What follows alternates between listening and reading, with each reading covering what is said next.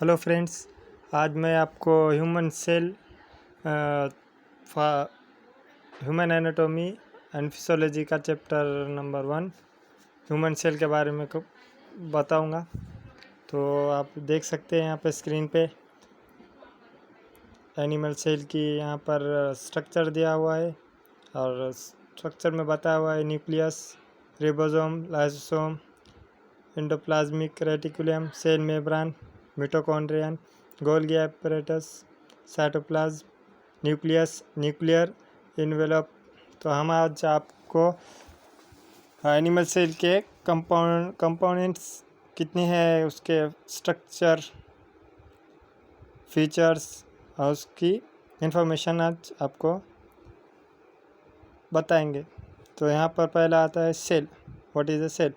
Cell is the fundamental structural and functional unit of all living organism, and anything less than a complete cell has no independent existence.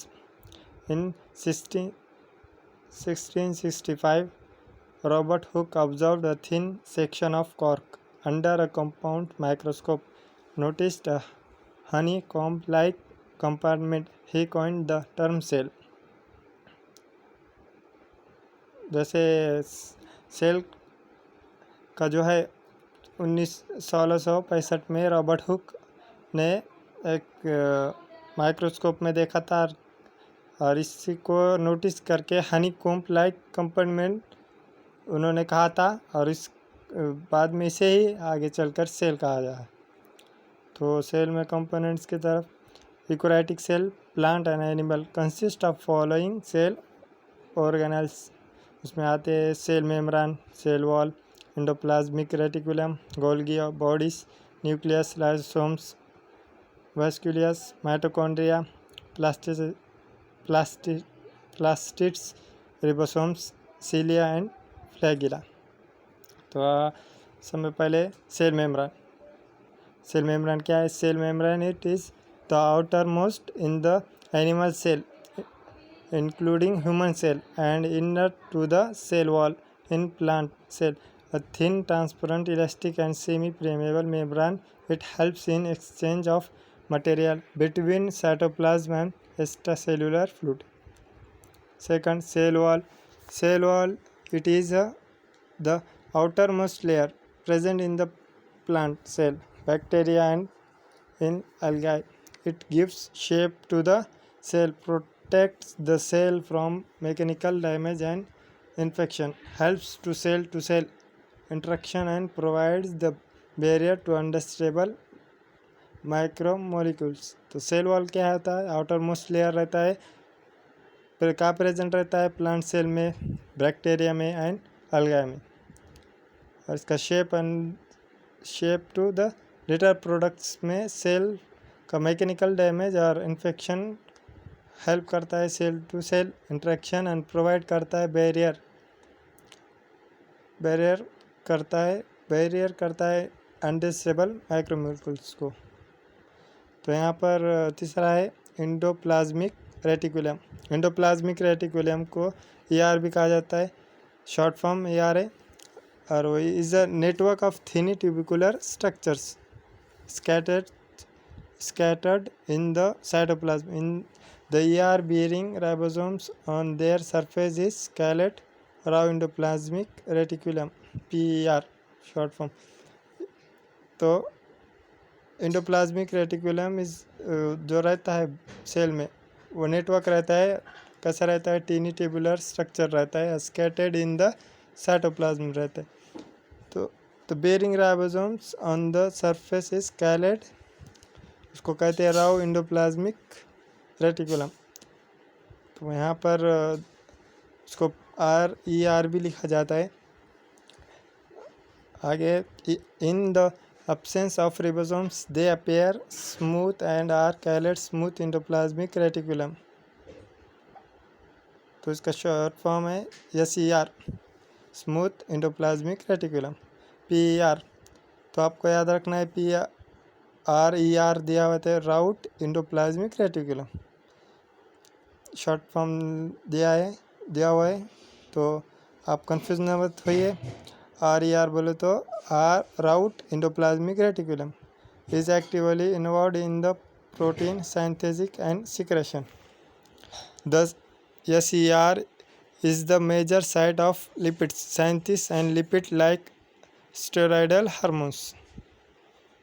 तो उसमें रहता है in the absence में रहता है ribosomes के appear smooth muscle रहती है, इसलिए इसे कहते हैं स्मूथ एंडोप्लाज्मिक रेटिकुलम. और PER RER राउट एंडोप्लाज्मिक रेटिकुलम वो बाहर आपको इसमें पता होगा. राउ बोले तो बाहर राउट एंडोप्लाज्मिक रेटिकुलम एक्टिवली इन्वॉल्व रहता है प्रोटीन सिंथेसिस में सिक्रेशन करने के लिए. SER is the major site for lipid synthesis and lipid-like steroidal hormones.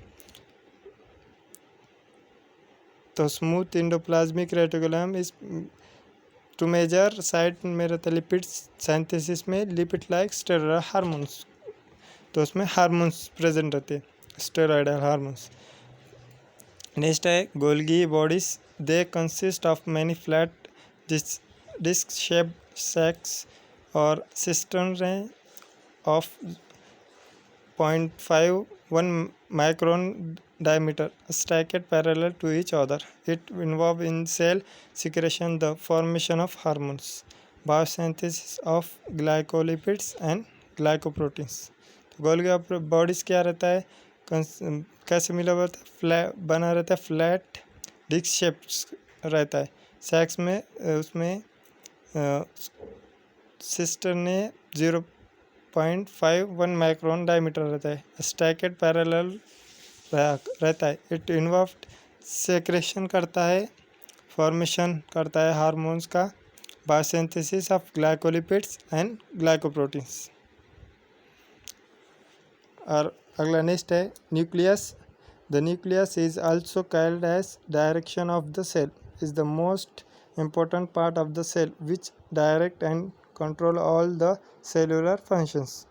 Nucleus is most important of the cell because is the most important part of the cell which direct control the cellular functions. तो यहाँ पर cell का cellular functions कौन control करता है, nucleus. आपको पूछ भी सकते हैं MCQ टाइप्स में which parts of cells is cellular functional unit. तो आंसर होगा न्यूक्लियस. नेक्स्ट है lysosomes. These are vesicular structures of the cells of the cytoplasm which are involved in intracellular digestive activities. Contain all types of hydrolytic enzyme also known as the suicidal bag of the cell. तो lysosomes are vesicular structure. क्या रहते हैं, vesicular structure रहते हैं, cytoplasm में involve रहते हैं, इंट्रासेलुलरली help करते हैं डाइजेस्टिव एक्टिविटीज़ को. Contain all types hydrolytic enzymes. तो उसे कहा जाता है suicidal bag of the cell. क्योंकि सुसाइडल बैग क्यों कहा जाता है उसे, क्योंकि ये जो है एंजाइम डाइजेस्टिव्स में रहते हैं और कभी खतरा होने पर ये अपने आप को ख़त्म कर लेते हैं, इसलिए इन्हें सुसाइडल बैग भी कहा जाता है. Next vacuoles. This are the membrane bound space found in the cytoplasm. Contain water, sap, excretory product and other materials not useful to the cell. It stores water, nutrients and minerals, help in growth and elongation of cell. तो वैक्यूलियस this membrane रहता है, bound space found रहता है cytoplasm में. Contain रहते हैं water, SAP, excretory product and other material और is useful नहीं रहते हैं सेल के लिए. इट स्टोर्स रहते हैं वैक्यूलियस में वाटर का, न्यूट्रिएंट एंड मिनरल का. और वैक्यूलियस मेन फंक्शन है उसका कि हेल्प करता है ग्रोथ, एलोंगेशन ऑफ सेल को हेल्प करता है ग्रोथ किसकी, सेल के लिए. तो इतना भी याद रखे तो बहुत है. आप नेक्स्ट माइटोकॉन्ड्रिया. माइटोकॉन्ड्रिया में it is double membrane bound structure with the outer membrane and inner membrane, dividing its lumen into the two compartments. They are called powerhouse of the cell, as these are sites of ATP formation. Mitochondria कैसा रहता है, structure double bond रहता है और outer में membrane में inner membrane में dividing रहता है। दो दो उसके मेम्ब्रान रहते हैं, एक आउटर एक इनर। तो उस दो कंपार्टमेंट्स को डिवाइडिंग में रहता है माइटोकॉन्ड्रिया, और उसको पावर हाउस भी कहा जाता है सेल का, because this are seats of ATP formation करता है। इसलिए इसमें पावर सेल को जनरेशन इस माइटोकॉन्ड्रिया से होता है, इसलिए उसे कहते हैं power house of the cell. तो अब student, it's most MCQs of the आ सकता है आपको एग्ज़ाम में कि विच ऑफ द आपको कह सकते हैं which of the following are examples of the power house of cell. तो आपको ऑप्शन दे सकते हैं, लाइसोसोम दे सकते हैं, रिबोसोम दे सकते हैं, माइटोकॉन्ड्रिया दे सकते हैं और सिलिया दे सकते हैं। तो आपको कंफ्यूज नहीं होना है और कहना है कि राइट आंसर चूज़ करना है, और वो राइट आंसर है माइटोकॉन्ड्रिया। चलो ठीक है, आगे बढ़ते हैं। Plastids this are found in the plant cell are of 3 types. First is chloroplast, second chromoplast and third leucoplast. तो डिवाइड रहते हैं, कितने में रहते हैं प्लास्टिसाइड्स, ये भी पूछा जा सकता है आपको। तो प्लास्टिसाइड्स इज 3 टाइप्स में डिवाइडेड रहते हैं। First is chloroplast, second chromoplast, second leucoplast. और the chloroplast contains chlorophylls responsible for trapping light energy for photosynthesis. तो इसमें main chloroplast contain chlorophyll responsible रहता है क्या के लिए, लाइट एनर्जी में ट्रैपिंग लाइट एनर्जी को फोटोसिंथेसिस एनर्जी में ट्रांसफ़र करने के लिए। सेकंड है chromoplast contains proteins, xanthophylls and other pigments. Chromoplast में क्या क्या रहते हैं, कैरोटीन रहता है, ज़ैंथोफाइलिन रहता है और पिगमेंट्स रहते हैं। और ल्यूकोप्लास्ट में एक रहता है, कलरलेस रहता है, प्लास्टिसाइज रहता है। This are absence in animal और सेल्स, ये दोनों में पाया जाता है प्लास्टिसाइड्स। एनिमल में पाया जाता है, ह्यूमन सेल में पाया जाता है। नेक्स्ट है ribosomes. This are granular structure composed of RNA and protein and are surrounded by any membrane. The eukaryotic ribosomes are the 18s, while prokaryotic ribosomes are 17s. Yes, these are the sites of protein synthesis. तो ribosomes क्या है, this ग्रैन्युलेटिक structure है compound cell का, RNA and protein से बना हुआ होता है। राइबोसोम्स सराउंडेड रहता है मेम्ब्रान के बाहर, आउटर मोस्ट में। यूकेरियोटिक रिबोसोम्स में रहते हैं, कितने रहते हैं उसमें, 18 रहते हैं, और यूकेरियोटिक रिबोसोम्स 17 रहते हैं। और इसमें प्रोटीन का सिंथेसिस रहता है राइबोसोम्स पूरा।